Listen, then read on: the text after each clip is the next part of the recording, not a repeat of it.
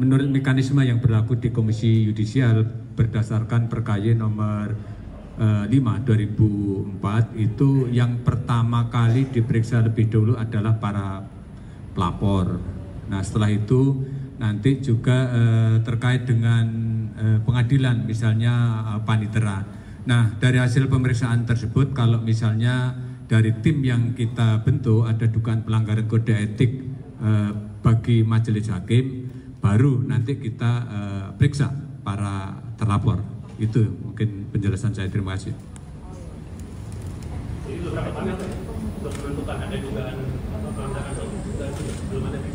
Ya, ini kan tim sudah dibentuk. Ini baru nanti akan dipelajari, artinya dianalisis. Dugaan pelanggaran kode etiknya ada apa tidak. Ini kan masalahnya dari tim itu melaporkan ke kita bahwa terkait dengan putusan itu cukup tebal ya, ada 1000 lebih. Nah ini masih dalam tahap dianalisis, nanti ada nggak dugaan pelanggaran kode etik yang dilakukan oleh majelis hakim. Nah itu melalui forum konsultasi istilahnya, tidak ada panel lagi, melalui forum konsultasi baru nanti ditemukan adanya dugaan pelanggaran kode etik itu ada apa tidak. Nah setelah itu baru nanti tahap berikutnya dilakukan pemeriksaan kepada para terlapor. Oke. Tadi Prof Mukli ngomong ada bukti atau ada yang disampaikan oleh Pak Tom Lembong dan tim. Itu apa aja yang tadi disampaikan oleh Pak Tom Lembong? Untuk informasinya, untuk yang disampaikan pelapor, kami hanya bisa menyampaikan bahwa ada beberapa informasi, data, dan dokumen. Ya. Jadi untuk detailnya memang ini masih dalam proses pemeriksaan, jadi kami belum bisa menyebutkan. Itu yang pertama. Yang kedua, menyambung Pak Joko tadi, bahwa proses ini nanti setelah diverifikasi, kemudian dinyatakan ditindaklanjuti, berarti ada indikasi ke sana, maka kita akan panggil baik pelapor, kemudian saksi-saksi, sampai juga akhirnya ujungnya pasti terlapor, yaitu majelis hakim.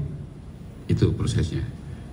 Pak, ada tenggat waktu nggak sih Pak untuk proses analisis? Ya, kita nggak bisa tentukan dengan, tapi ini kita coba prioritaskan ya. Artinya memang ini musik rasa keadilan banyak orang, sehingga kita coba prioritaskan. Bukan kemudian yang lain tidak kita layani, tapi coba kita, karena ini melibatkan sampai presiden. Ya kita apresiasi presiden memberikan abolisi ya, tapi itu kewenangan presiden. Kita KY fokus tetap pada hakimnya ini. Ada apa di balik putusan itu? Itu yang kemudian coba kita gali. Tadi sudah disampaikan bahwa putusannya aja 1000 lembar ya.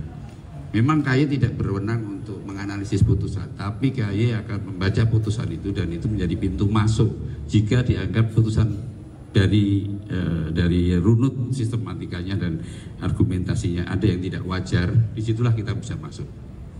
Ya, itu penjelasannya. Pak, jika ditemukan indikasi itu hukuman buat hakim apa ya Pak?